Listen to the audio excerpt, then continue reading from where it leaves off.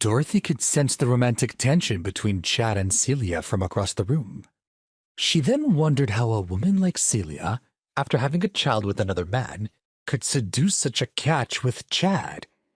She then grew angry thinking about the shame that Patricia had allowed to enter the family. Celia was not yet divorced. Although she despised the situation, she turned to Patricia and gave her feigned approval.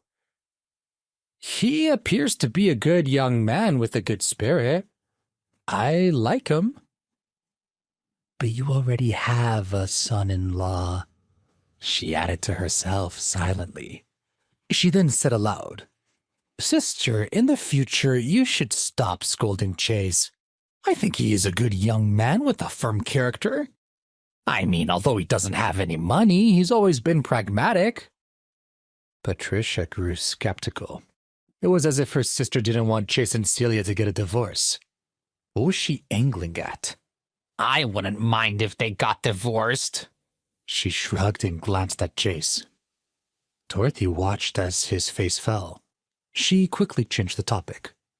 "So, in 2 days, it'll be Mom's 80th birthday. Have you gotten her a gift yet?" she said. Patricia was not happy with the change of topic. "What gift?" she barked. "I have no intention of going home." "How can you say that?" Dorothy said in despair.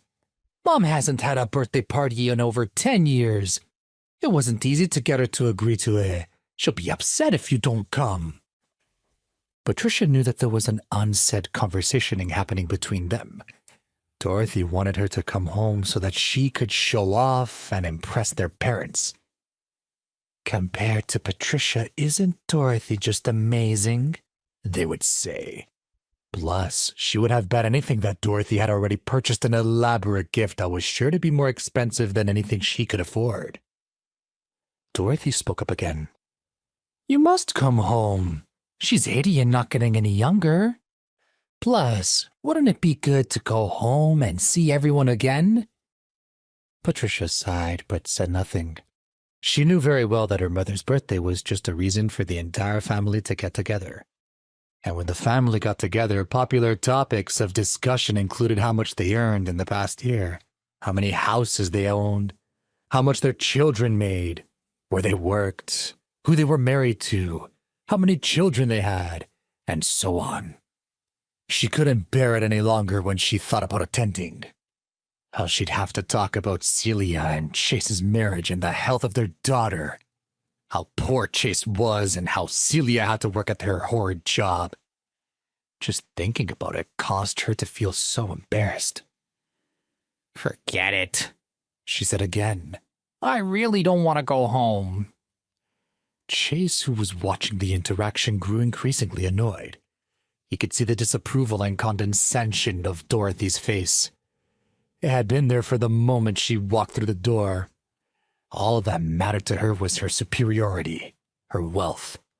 He thought to himself that maybe they should go to the party. Let's see who's richer. He turned to Dorothy and said, "We'll be there. We wouldn't miss it." Patricia's frown grew even deeper. She scolded him. "You were not invited. No one wants you there." He lowered his head. Patricia continued to shout. "Why would you even want to go? A good-for-nothing like you would be just make a fool of. Just look at her son-in-law. He brought his mother-in-law a $5,000 jacket." She was extremely angry. She hadn't wanted to yell, but she also hadn't expected Chase to invite himself to her mother's party. It would be the height of embarrassment for her. What would he even bring as a gift? The gift was a symbol. It was a declaration in front of the family and of your wealth, of therefore your value. You cannot be a simple object and expect to be welcomed with anything but pity and mockery. She gasped for breath and leaned up against the wall for support. Her sister walked over to her and did her best to be comforting. "Don't be angry. You are not the one who brought Chase into the family. Celia did. And since she's married now, there isn't anything to be done about it. It's best to move on. There's always a bad apple in every family." Now Chase and Celia were upset. Their marriage had just been branded a problem to the family, like a sliver in a palm that you cannot remove. No matter how bad their relationship was, their families didn't have the right to talk about it. "Auntie, isn't that a bit harsh?" asked Celia. What's harsh? Snapped Patricia. She stared at her daughter. How did it even happen? Take responsibility for your mistakes. You may not like me saying it, but you need to divorce him, and I'll continue to say it until I'm blue in the face.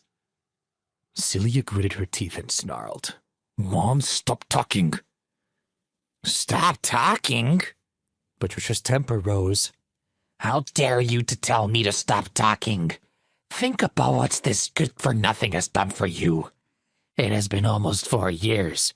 Do you know how hard it's been on me and your father? Do you even think about your family?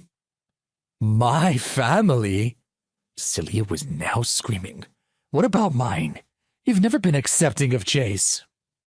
It's because I know who he really is, said Patricia. We raised you your whole life. You never wanted for anything. And this is how you repay us?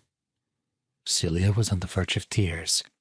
Even with Patricia's perverted logic, it was hard not to argue with her. In the end, she could only say, "All right, Mom, just stop it. Enough. Just so you know, I will never divorce him." Stupid girl, muttered Patricia under her breath. She fumed silently. Celia didn't want to look at her mother, so she simply lowered her head and kept quiet. Dorothy, meanwhile, was overjoyed. Watching her sister's misfortune brought her happiness. To see the family in such a state of chaos was indescribably beautiful. Chad, however, on the other hand, was not happy about the argument between Celia and her mother. While he was pleased that the entire Samson family hated Chase, he was despondent that Celia had just declared her loyalty to him. He still didn't understand what she saw in him. She was beautiful and smart, and Chase was none of those things. How could Chase compete with him? All right, said Dorothy, acting like the peacemaker. All of you, stop arguing. Take my advice and search for peace and harmony. And wealth, of course, she added with a smile. Patricia and Celia both turned their heads, not saying a word. The atmosphere in the room was extremely awkward.